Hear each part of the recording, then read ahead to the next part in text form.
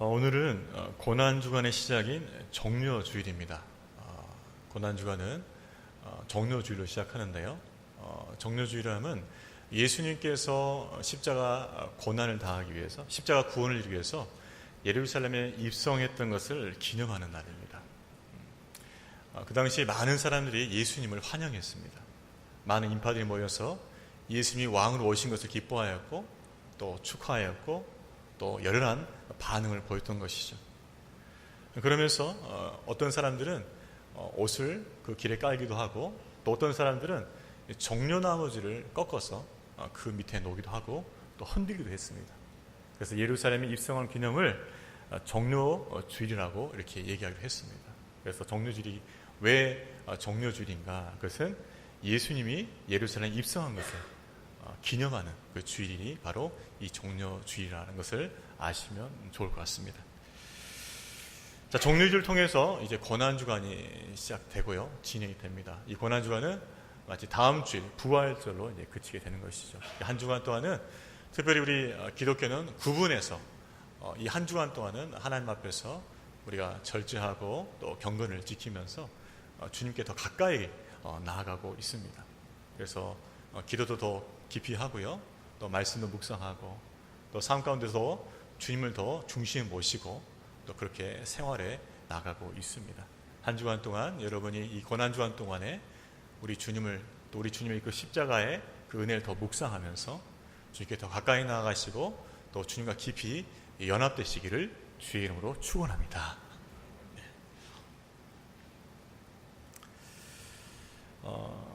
여러분이 들어보셨을 만한 인물입니다. 어거스틴. 위대한 신학자 중에 한 분이죠. 하나님의 도성이라는 위대한 저작을 펴냈습니다. 하나님의 천국이 어떤 곳인가를 풀어낸 책이 바로 하나님의 도성이죠. 하나님께서는 이 어거스틴을 통하여서 서구의 큰 어떤 신학의 역사의 흐름을 만들어 가셨습니다. 그만큼 뛰어난 인물이 어거스틴이요. 또 우리가 아는 것처럼 그 어머니 모니카 기도를 통해서 크게 회심하고 크게 하나님께 쓰임받던 인물이 바로 이 어거스틴입니다. 우리가 기독교 교리를 정리함에 있어서 세 사람이 필요하다고 말합니다. 그 세 사람, 첫 번째 누구냐면 바울이에요. 사도 바울. 사도 바울이 그 교리를 1차적으로 정리를 했습니다. 그 사도 바울이 정리한 그 교리를 가지고서 또 기독교 교리를 정리한 사람이 있으니 바로 이 어거스틴입니다. 그 사도 바울이 업적 위에 그 기독교 교리를 정리한 분이 바로 어거스틴이고요. 또 그 위에 다시 한번 기독교 교리를 체계적으로 정리한 분이 바로 칼빈입니다. 그래서 바울, 어거스틴, 이 칼빈을 통과하면 기독교 교리는 정립할 수 있다는 말이 나올 정도이죠. 그렇게 위대한 신학자요, 또 성인이었던 어거스틴, 이 사람에게는 많은 제자들이 있었습니다. 그에게서 배우고자 하는, 또 그의 학문을 따르고자 하는 그런 사람들이 많이 있었다는 것이죠. 어느 날인가 제자들과 함께 공부를 하는 중에 한 제자가 어거스틴에게 질문을 합니다. 스승님, 우리가 믿는 이 기독교 가운데서 최고의 덕목, 우리 신자가, 우리 크리스찬이 추구해야 할 최고의 덕목은 무엇입니까? 라고 물어봤어요. 우리 신앙생활하면서 우리가 추구해야 할 최고의 미덕은 무엇입니까? 라고 질문했던 것이죠. 그때 어거스틴이 이렇게 대답했습니다. 그것은, 그 첫째가 하는 덕목은 겸손이다 말했죠. 겸손, 그것이 첫째가 하는 덕목이다라고 말했어요. 왜 겸손일까요? 그것은 우리가 믿는 예수, 우리가 구원주를 믿는 그 예수께서 그 겸손을 우리에게 보여주셨기 때문이었습니다. 그리고 그분을 배우고 그분을 알아가고 그분을 따라가는 우리에게도 우리 맺혀야 할 그 열매, 그 덕목이 무엇이냐? 바로 예수님이 보이신 그 겸손이 아니겠냐라고 어거스틴은 말한 것이죠. 그렇습니다. 우리가 예수를 믿고 알아가고 그분을 따라갈 때 우리 안에 자연스럽게 맺어지는 그 덕목, 그 열매는 무엇인가? 그것은 겸손이라는 것이죠.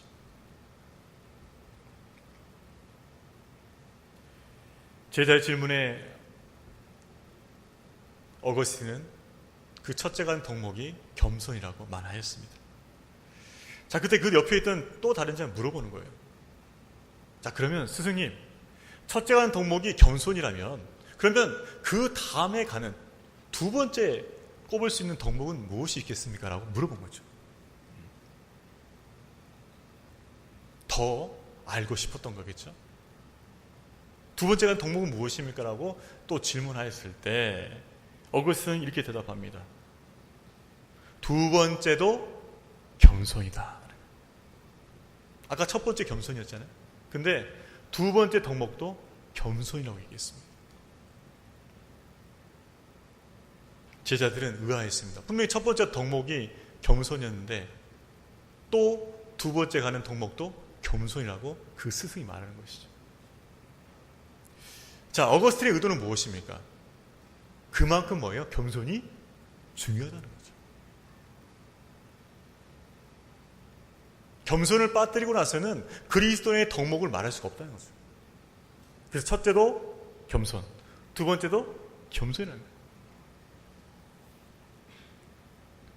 이쯤 되면은 그 스승의 의도가 뭔지를 잘 이제 알았을 것 같아요. 근데 아직도 눈치가 없는 또 제자가 또 물어본 거죠. 스승님, 그러면 세 번째 가는 덕목은 무엇입니까? 또 물어본 거예요. 세 번째 가는 덕목. 자, 세 번째 가는 덕목이 무엇인가 물어봤을 때 어거스틴이 무엇이라고 대답했을까요? 여러분, 눈치 있는 여러분 답을 한번 해보시죠. 무엇이라 했을까요? 겸손 거죠. 이렇게 해야 되는데 눈치 없는 제가 또 물어봤던 거죠. 세 번째 가는 덕목은 무엇입니까? 라고 물어봤을 때 역시 어거스틴 또 이렇게 대답했습니다. 세 번째도 겸손이다. 첫 번째도 겸손, 두 번째도 겸손, 세 번째도 겸손이라는 거죠. 사실 겸손하면 예수님 닮아가는 것이라고 어거스틴은 보았던 것 같아요. 그렇습니다. 우리 그리스도인들이 믿음이 자라가고 성숙되게 되면 제일 먼저 우리 안에 나타나는 덕목이 무엇일까요? 그것은 겸손이죠. 예수 그리스도의 그 십자가 사랑을 깨달으면 당연히 겸손해집니다. 나같이 작은 자, 나같이 미치는 자를 사랑하셔서 십자가에서 죽으신 그 사랑을 깨닫기만 하면 누구든지 그 사랑 앞에서 겸손하지 않을 수가 없는 것이죠. 그리고 그 겸손함을 끝까지 가지는 것이 그리스도인이 되는 것이죠. 자, 그렇다면 우리가 예수님 따라서 그 겸손함을 갖춰갈 것인데 그 겸손함을 배울 수 있는 좋은 방법이 무엇이냐는 것이죠. 어떻게 하면 예수님처럼 우리가 겸손한 그 삶을 살 수 있냐는 것입니다. 겸손을 배울 수 있는 좋은 방법은요, 겸손의 본을 따라가는 거예요. 겸손의 대가를 보고 따라가는 거예요. 우리 자녀들이 학습할 때 제일 영향받는 사람이 누구죠? 부모죠. 왜 그럴까요? 부모의 하는 것을 보고 배우기가 쉽다는 것이죠. 그래서 부모가 하는 것을 잘 보고 따라합니다. 그게 학습 효과예요. 마찬가지죠. 우리 앞에 겸손의 대가가 있다면 그 겸손의 대가를 보고 뭐예요? 배우고 따라가는 거죠. 자, 그 겸손의 대가가 누구시냐? 바로 예수님이시라는 거예요. 우리가 그 겸손의 영성을 갖추기 위해서, 겸손의 그 덕목을 갖추기 위해서 우리가 그 겸손의 대가를 보고 따르면 되는데 바로 그 겸손의 대가가 바로 예수님이시라는 거죠. 자, 오늘 본문은 예수님께서 얼마나 겸손하셨는지를 우리에게 보여주셔요. 오늘 말씀을 통해서 예수님의 그 겸손을 깨닫고 우리가 배워가기를 주의 이름으로 축원합니다. 우리 한번 따라 볼까요? 예수님이 보신 첫 번째 겸손은 무엇이었나? 한번 따라 봅시다. 말씀을 이루심으로 보이신 겸손. 자, 예수님은 예루살렘에 입성할 당시에 나귀 새끼를 타셨습니다. 자, 왜 나귀 새끼를 타셨을까요? 이것은 구약 스갈에서 9장 9절 말씀을, 그 예언 말씀을 성취하기 위해서입니다.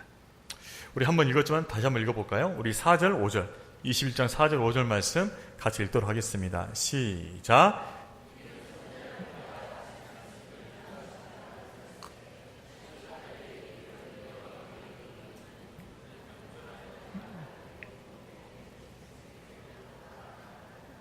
아멘. 이 말씀은 스가랴서 9장 9절에 있는 말씀입니다. 그 말씀을 성취하기 위해서, 이 말씀대로면은 나중에 메시아가 올 것인데, 그 메시아는 무엇을 타고 온다고요? 낙이 새끼를 타고 온다는 거죠. 그 예언을 성취하기 위해서, 그 예언을 이루기 위해서 예수님께서 낙이 새끼를 타셨다는 것이죠. 일반적으로 우리가 통상적으로 생각할 때는 왕이라면은 마차를 타야 됩니다. 어떤 다른 화려한 어떤 말을 타야 됩니다.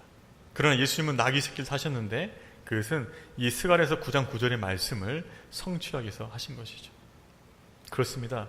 예수님은 하나님께서 선지자를 통해 주신 그 말씀을 항상 이루는 방향으로 살고 살아가셨어요. 그 삶과 사역의 기준이 하나님 말씀이었습니다. 말씀을 이루는 방식으로 살아셨고요, 말씀을 이루는 방식으로 항상 사역을 하셨어요.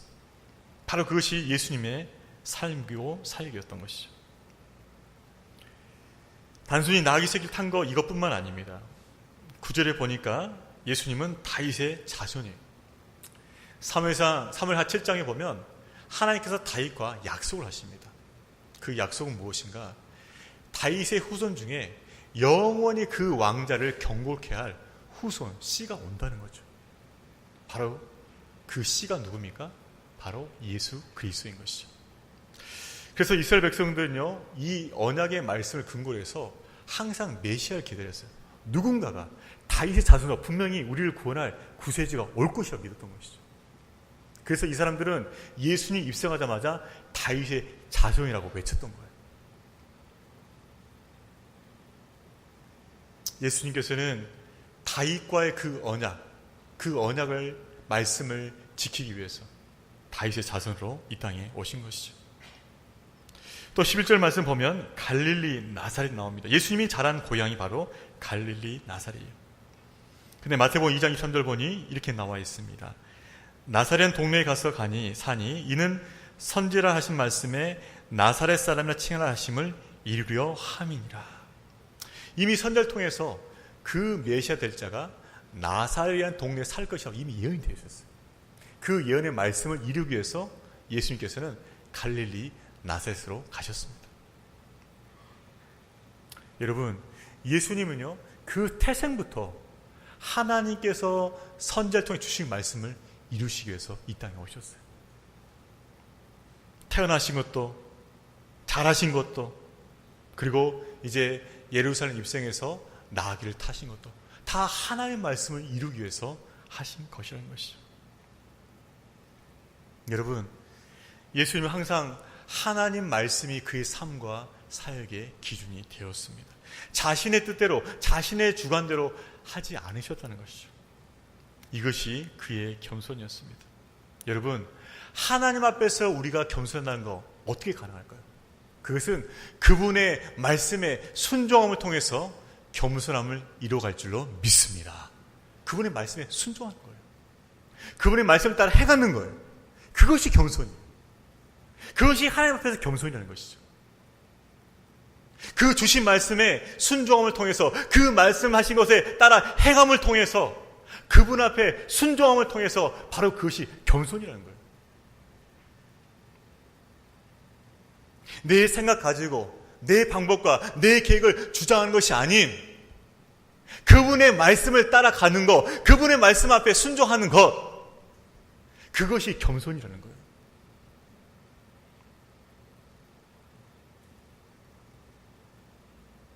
주님 말씀이 우리가 순종하기 어려울 때가 있어요. 그 말씀에 순종하자니 내 자존심이 꺾여요. 내 자존심 내려놔야 돼. 그분의 말씀에 순종하자니 내 기득권을 포기해야 돼. 그분의 말씀에 순종하자니 그 내 앞에 놓인 그 장벽을 뚫고 지나가야 돼. 그러나 그 순종이 우리가 하나님 앞에 보이는 겸손인 줄로 믿습니다. 순종이 곧 겸손이에요. 그러나 여러분 기억하십시오.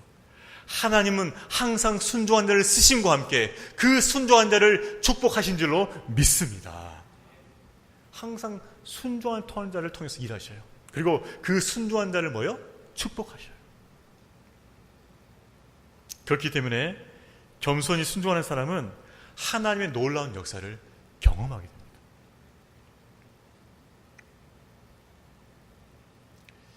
요즘 제가 대신방을 하고 있습니다. 우리 성도님 가정을 한 가정 한 가정을 돌아보면서 물론 저도 은혜를 끼치지만 저도 은혜를 많이 받고 있어요. 얼마나 많이 받는지 모르겠어요. 다 가정 들리면서 방문하면서 그들 삶 가운데 함께 하셨던 하나님 이야기를 들으면서 그들의 가정을 어떻게 하나님께 인도하시는지 들으면서 제가 많은 은혜를 받고 있습니다. 또한 성도들의 가정을 돌아보면서 우리 성도들의 영적 필요가 뭔지를 지금 제가 다 체크하고 있어요. 이렇게 살아야겠구나. 제 나름대로 그 필요를 보면서 계획을 하고 있습니다. 근데 한 우리 성도님 가정을 신방하면서 또 이런 일이 있었던 것 같아요. 그 성도님의 고민이 이것입니다. 뭔가를 지금 선택해야 돼요. A냐 B냐 선택해야 돼요. 고민되는 거죠. 근데 기도를 하고 있지만 하나님의 뜻이 정확히 무엇인지 잘 모르겠다는 거죠. 목사님 어떻게 됩니까? 일반적인 대답은 그거예요. 하나님께서 말씀하실 때까지 더 기도하고 기다리십시오. 이게 일반적인 대답이에요. 목사가 할 수 있는. 근데 갑자기 그 시간 가운데 제 안에 어떤 생각이 떠올랐어요.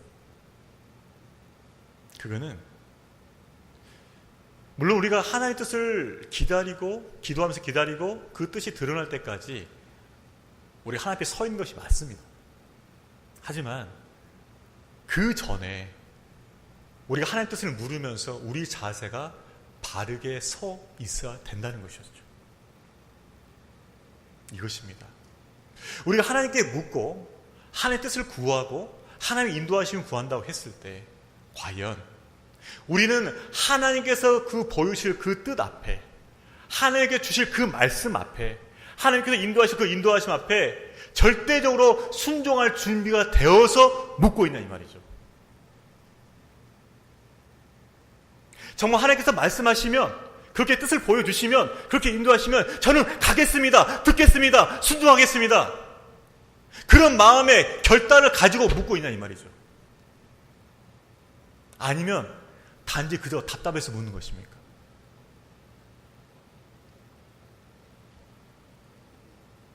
예수님은요 하나님께서 말씀하시면 무조건 예스였습니다. 그분의 말씀이라면 예스였어요. 그분의 말씀을 이루는 방향은 무조건 예스였어요. 그렇습니다. 우리가 주님의 뜻을 구하고 주의 말씀을 구할 때 먼저 우리가 가져야 할 그 마음 자세가 뭐냐? 하나님께서 말씀하시면 주의 뜻을 내게 보이시면 내가 그 뜻대로 순종하겠으는 그 마음의 결단과 헌신이 있어야 된다는 거죠. 이게 없으면 설사 하나님께서 말씀해 주셨어도 이게 아닐 수도 있어. 한번 또 뒤집는 거예요. 이미 말씀하셨는데 또 묻는 거예요. 또 다른 방법으로 또 주의 뜻을 찾는 거죠. 결국 내 마음 가운데 하나님께 순종하는 마음이 없으니까 분별력이 없어지는 거예요.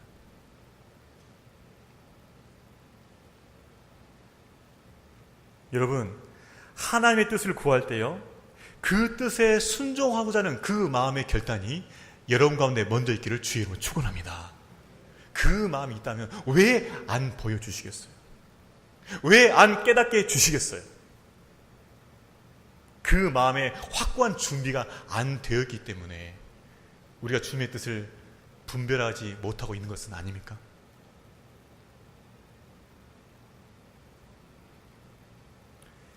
여러분, 우리가 순종하고자 하는 그 마음의 준비가 분명히 되어 있다면 하나님께서 말씀하실 때 그 말씀은 곧 순종의 열매를 맺게 됩니다. 그러나 하나님께서 말씀하실 때 내가 이것에 순종하겠다는 그 마음과 결단이 준비되지 않다면, 그래서 그 말씀이, 그 뜻이 내 머리에만 머물러 있다면 그것은 교만이 돼버려요. 지식은 우리를 교만하게 만듭니다. 그러나 순종은 겸손의 열매 맺게 돼 있어요.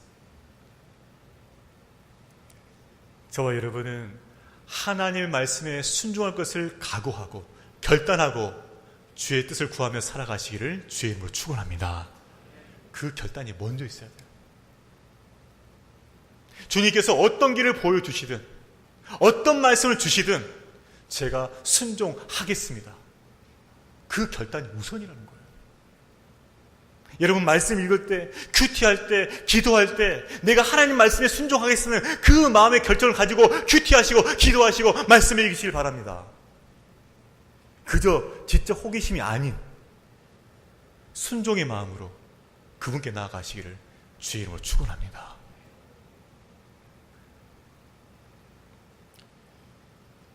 제가 대학교 4학년 때 이제 진로를 놓고 기도하기 시작했어요.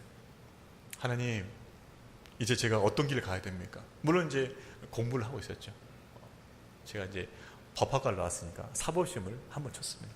떨어졌거든요. 떨어졌으니까 기도해야죠. 계속해서 봐야 됩니까? 어떻게 됩니까?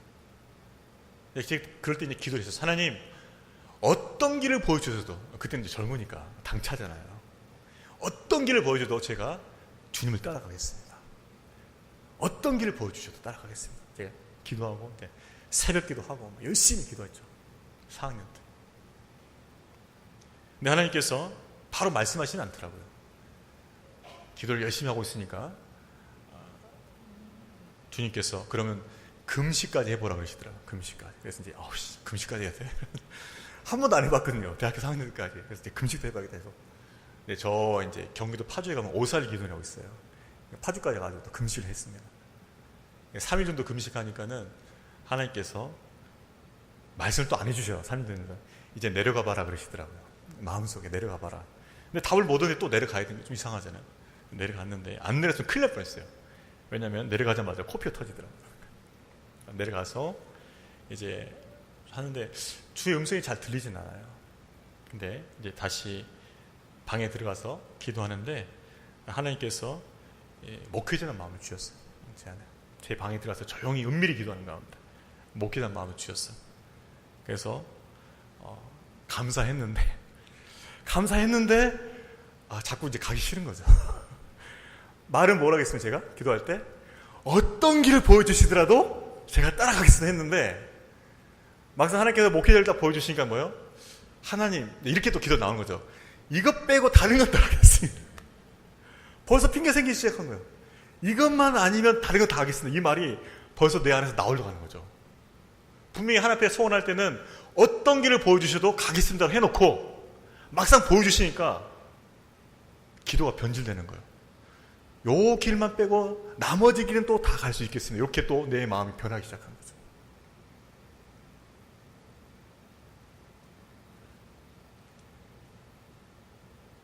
여러분, 우리가 하나님을 신뢰할 때 그분을 따라갈 수 있는 것이죠.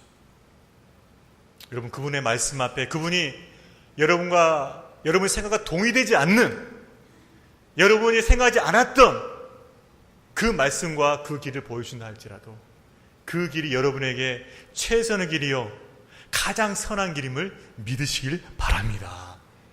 그 믿음 가지고 가야 돼요.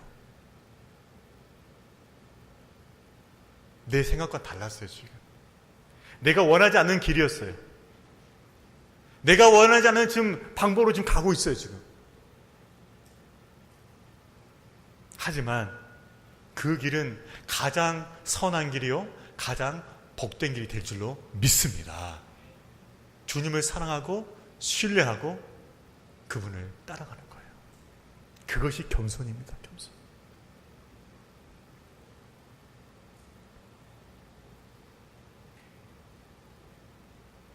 잘 따라왔잖아요.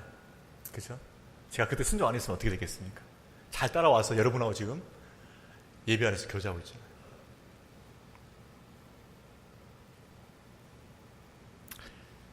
우리의 겸손은 먼저 하나님 앞에서의 겸손이 되어야 됩니다. 그 하나님 앞의 겸손은 어떻게 이루어지는가? 그 말씀에 순종함으로. 그 말씀에 순종함으로 하나님 앞에서 겸손이 이루어진 줄로 믿습니다. 하나님 앞에서 겸손해야 돼. 그것은 말씀에 순종하는 것이. 자, 예수님께서 보이신 두 번째 겸손이 있습니다. 그것은 이 질문에서 시작돼요. 자, 우리가 관심을 끄는 것. 아까 제가 서두에도 잠깐 얘기했지만 왜 하필이면 예수님께서 왕 되셔서 나귀를 타셨는가 하는 점입니다. 우리가 영화에서 보듯이 고대 왕국에서 왕이 행차하면 적어도 늠름한 그 기사들이 동반하고 있어야 돼요. 앞뒤로 와야 되고요. 마차 타고 있어야 돼요. 꽃가마에서 나와야 돼요. 그게 왕의 모습이에요. 왕의 행차예요. 왕의 일성이에요. 근데 예수님은 앞뒤로 기사는 없고 그냥 무리만 있습니다. 그리고 화려한 마차가 아닌, 말이 아닌 조그만 낙이 새끼였다는 것이죠. 오늘 본문은 단도직입적으로 그 이유를 설명합니다. 5절 말씀 보니 그는 겸손하여 이렇게 말하는 거죠. 예수님의 겸손이 바로 이 낙이 새끼를 통해서 나타나고 있는 것이죠. 예수님께서 우리를 위해서 얼마나 낮춰지셨는가. 그것은 왕으로 입성하면서도 나귀를 탈 정도까지 되었다는 것이죠. 여러분, 예수님은 우리를 구원하기 위해서 정말 낮아지시고 또 낮아지셨습니다. 하늘 보좌에 계셔서 온 땅을 통치하던 분이 바로 우리 예수님이셔요. 그 예수님 뭐가 아쉽다고 우리 구원하기 위해서 이 땅으로 오셨습니까? 이 죄 많은 땅으로, 죄로 관영한 이 땅으로 오셨습니까? 그것부터 낮아지며 성육신부터 낮아지시며. 빌립보서 2장 6절 7절은 이렇게 말합니다. 그는 근본 하나님의 본체시나 하나님과 동등됨을 취할 것으로 여기지 아니하시고 오히려 자기를 비워 종의 형체를 가져 사람들같이 되었도다. 그렇습니다. 그분은 하나님의 아들이셨고 그분이 하나님이셨는데 인간의 몸을 입고 이 땅에 오신 거예요. 다윗의 혈통을 통해서 인간의 몸을 입고 이 땅에 오셨습니다. 여러분, 하나님 그분이 뭐가 아쉬워서 인간의 몸을 입고 이 땅에 오셨습니까?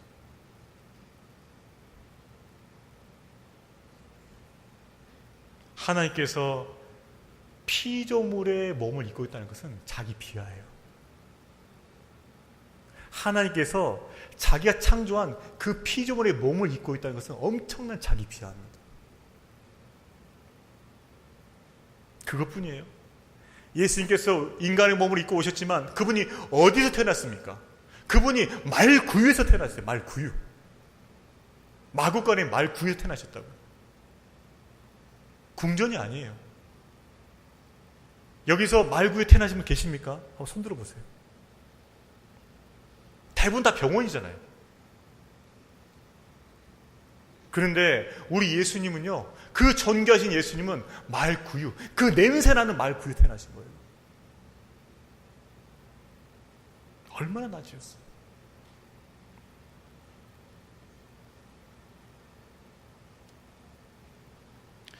그분이 말구유에 태어났을 뿐만 아니라 그분이 자란 곳은 어디입니까?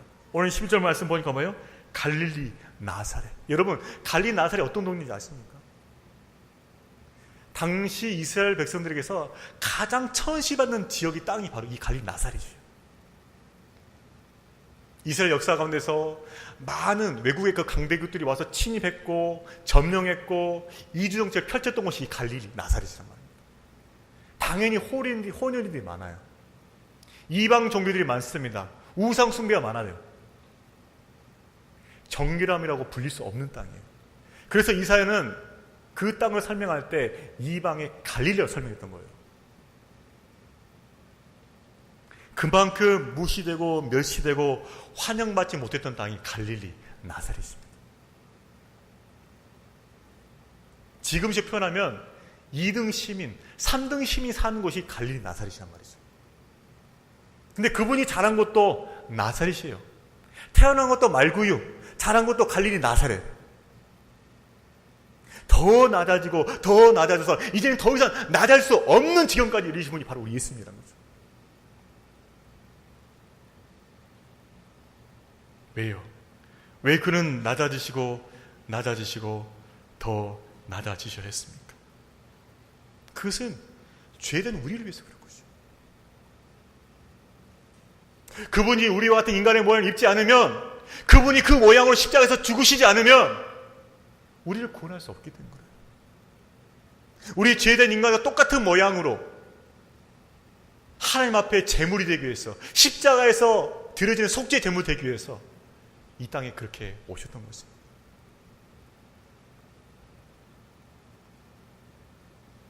자기의 기득권을 다 포기하면서, 자기의 자존심을 다 포기하면서, 자기가 갖고 있는 그 모든 것들을 다 내려놓으면서, 마지막에는 그 십자가에서 자기 남은 그 모든 자존심 다 벗겨지면서 우리에게 모든 것을 주심을 통해서 그분의 낮추심을 보여주었던 것이죠. 그것이 예수님의 겸손이었습니다. 죄된 우리를 위해서 모든 것을 다 버리고 더 이상 낮춰질 수 없을 그 지경까지 낮춰진 것이 바로 예수님의 겸손이라는 거예요.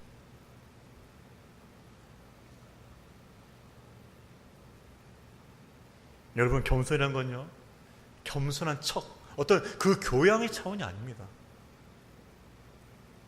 누군가를 위해서, 어떤 영혼을 위해서 자기를 낮추면서, 자기를 비우면서, 자기를 내어놓으면서 영혼을 살리는 것, 그것이 겸손이에요. 그것이 예수님께서 우리 가운데 보이신 겸손이라는 거예요.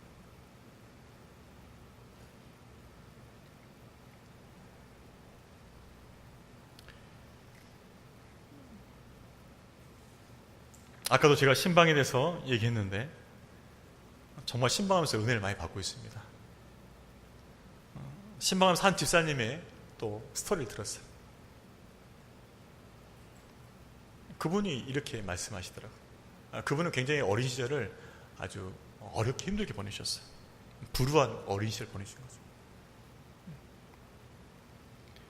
근데 그가 감사했던 건 뭐냐, 자기가 불우한 어린 시절을 보냈지만은 하나님께서 은혜를 주셔서 신앙을 갖게 해주신 거예요. 신앙, 믿음을 갖게 해주셨어요. 그래서 어려서부터 신앙생활을 한 것, 이것이 그에게 하나님의 축복이었어요. 근데 그 믿음 갖게 된 것도 축복인데 하나님께서 또 어떤 복을 주셨냐, 그에게 좋은 멘토 같은 주일학교 교사를 붙여주신 거예요. 근데 이분이 어떤 분이신가, 아주 부유한 분은 아니셨던 것 같아요. 근데 2주일에 한 번씩 자기와 형편같이 불우한 아이들을 모아가지고 2주에 한 번씩 모아서 영화를 보여주고 맛있는 걸 사준다는 거예요. 2주에 한 번씩. 그러니까 그 당시에 이분은 그게 소망이에요. 빨리 그 2주가 돌아왔으면. 왜? 그때 재밌는 영화도 보고 뭐예요? 맛있는 거 먹으니까. 그게 유일한 소망이었어요. 근데 그분이 그 아이들을 모아가지고 그렇게 섬겨주신 거예요. 2주마다 한 번씩.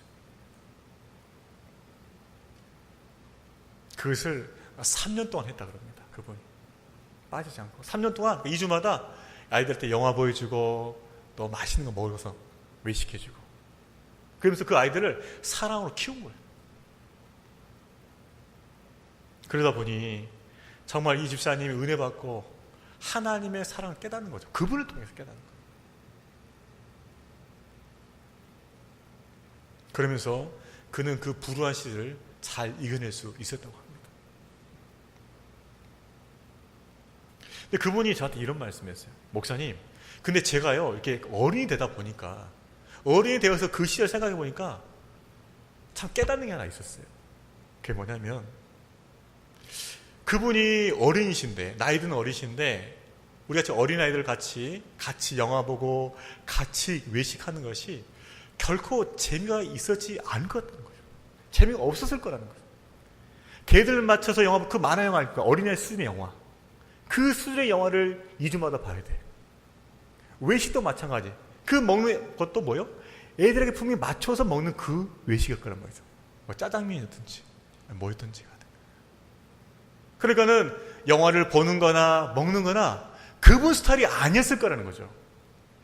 근데 아이들에게 맞춰서 그렇게 3년을 하셨다는 거예요. 그래서 그렇게 말씀하시더라고요. 목사님, 제가 지금 그렇게 한다면 정말 재미가 없을 것 같아요. 그 철없는 아이들 데리고 만화 보면서 걔들 수에 맞는 음식 먹으면서 그걸 2주마다 반복한다는 것이 정말 재미가 없었을 것 같아요. 제가 생각해도 정말 재미가 없었을 것 같아요. 근데 그것을 하신 거예요, 그분이. 근데 그렇게 했기 때문에 이분이 그 우울한, 그 불우한 시간을 이겨낸 거예요. 그래서 이분이 다짐했다고 합니다. 나도 장사하는 어른이 되면, 내가 어느 정도 경제 갖추면 정말 그런 아이들 내가 만나면 품어주고 사랑해주고 그 아이들을 정말 축복해주고 위로줘야겠다. 그런 마음의 결단을 가지고 살고 있다는 거죠. 감사하게도 그 자신과 함께 돌보받았던 그 그룹 중에서 주의종들이 또 많이 나왔다고 합니다.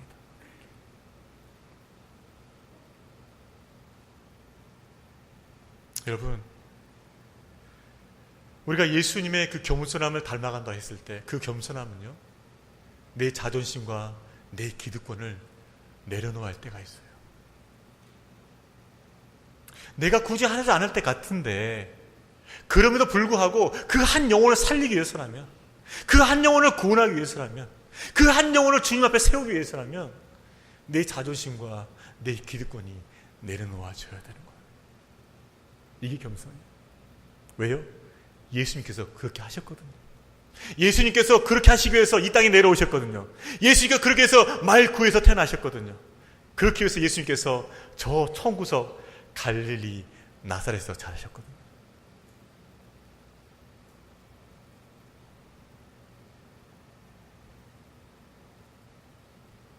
여러분, 우리는 다른 사람을 위해서, 다른 영혼을 위해서 우리 자신이 낮춰진다 할지라도 그것이 영혼을 구하고 생명을 구하는 일이라면 그 길에 순종할 수 있는 겸손한 주의 제자 되기를 주의 이름으로 축원합니다. 그게 겸손의 길이에요. 예수님은요, 자기를 낮추심으로 우리 가운데 겸손을 보여주셨어요. 바로 그것이 세상 앞에 보인 겸손이었습니다. 자기를 낮추심으로 세상 앞에 보인 겸손이었어요.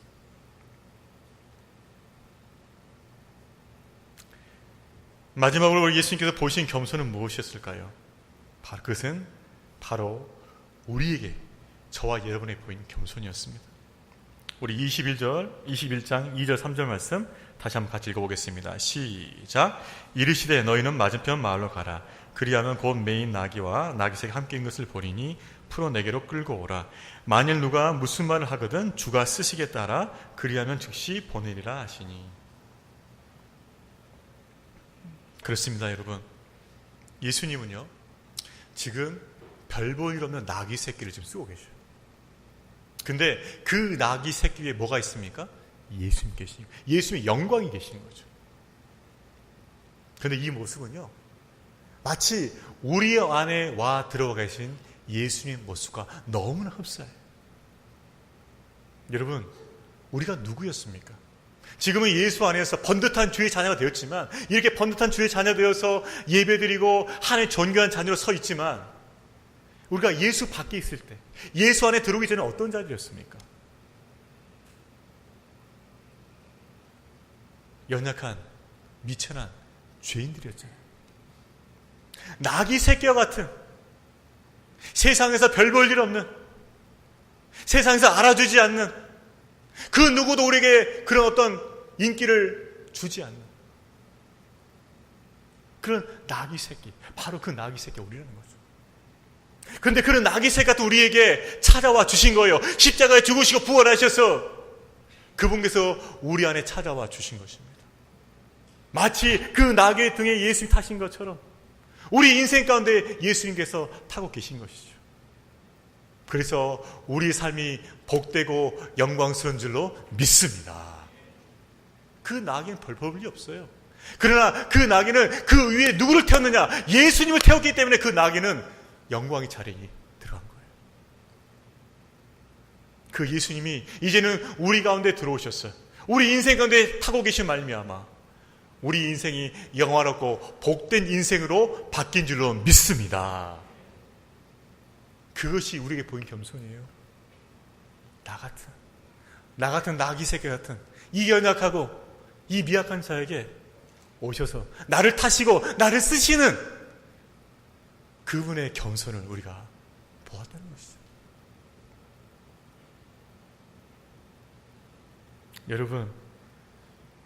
여러분을 타고 계신 그 예수님이 보이십니까? 나귀 새끼 같은 나 같은 자를 품으시고 안으시고 사용하시는 그 예수님이 보이십니까? 내가 누구길래 나에게 오셨는가? 내 안에 들어왔다는 그 자체만으로도 예수님은 우리에게 겸손을 보이셨습니다. 그분은 하나님의 아들이에요, 여러분. 우리 안에 계신 그 예수는요, 하나님의 아들이셔요. 모든 만물을 그 뜻대로 창조하시고 다스리시는 하나님의 아들이 이 미천한 자의 그 삶 가운데 들어오신 것이죠. 그래서 우리에게 그분의 겸손을 보이신 것입니다.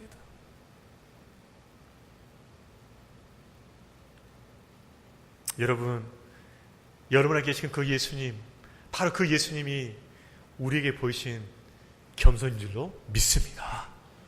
우리가 이미도 그 예수님의 겸손을 보고 있는 거죠. 우리같이 지극히 작은 자에게 함께 하시고 우리와 동행하시고 우리를 사용하신 그 예수님의 겸손을 우리가 보았다면 우리는 어떻게 그분을 따라서 겸손한 삶을 살 수 있을까요? 그것은 그분의 겸손을 따라서 우리도 작은 자를 품는 것입니다. 작은 자와 함께하는 것입니다. 그 작은 자를 위로하면서 그 작은 자와 함께 일하는 것입니다. 그것이 예수님의 겸손인 줄로 믿습니다. 왜요? 우리가 그 겸손의 사랑을 입었잖아요. 나같이 작은 자, 나같이 미천한 자와 함께 하셔서 나를 사용하신다면 그분께서 사용하지 못할 영혼이 어디 있겠습니까? 주님의 사랑에 있는 그 영혼, 그 작은 자에게 함께 가서 위로하고 함께 일하는, 함께 동역하는 그 겸손의 열매가 우리 가운데 있기를 주의 이름으로 축원합니다. 이제 고난 주간이 시작되었습니다. 한 주간 동안 겸손의 왕으로 오신 그 예수님을 더 가까이 하면서 예수님의 겸손을 묵상하고 그 겸손을 닮아가시기를 주의 이름으로 축원합니다. 우리가 그 주님의 겸손하신 묵상하고 그 겸손함을 따라갈 때 그 주님이 우리와 더 깊은 연합 가운데서 풍성한 생명을 주실 줄로 믿습니다.